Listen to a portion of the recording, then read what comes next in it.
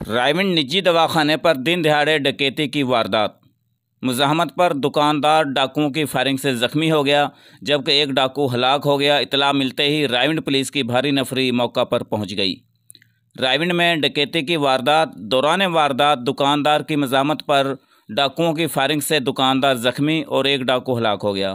تفصیلات کے مطابق رائیونڈ قصور اڈہ میں واقع نجی دواخانہ میں 3 مسلح ڈاکو مریض بن کر داخل ہوئے اور اسلحہ کے زور پر دکان میں موجودہ سٹاف کو یرغمال بنا لیا۔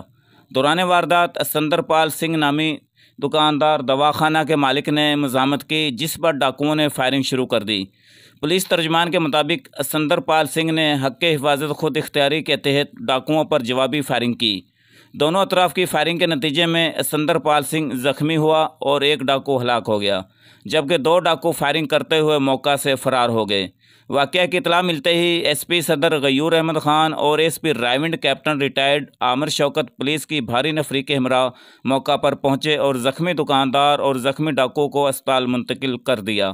زخمی ڈاکو اسپتال میں دم توڑ گیا۔ ایس پی صدر غیور احمد خان نے اسپتال میں زخمی دکاندار کی عیادت کی اور اسے ہر طرح کے تعاون کی یقین دہانی کرائی، جبکہ اس موقع پر S P Raiwind circle captain retired Amir Shaukat نے میڈیا سے بات کرتے ہوئے کہا کہ سکھ کمیونٹی سمیت تمام شہریوں کو جان و مال کا تحفظ دینا ہماری اولین ذمہ داری ہے۔ مزید ان کا کہنا تھا کہ مفقود ڈاکوؤں کی تلاش کا عمل شروع کر دیا گیا ہے۔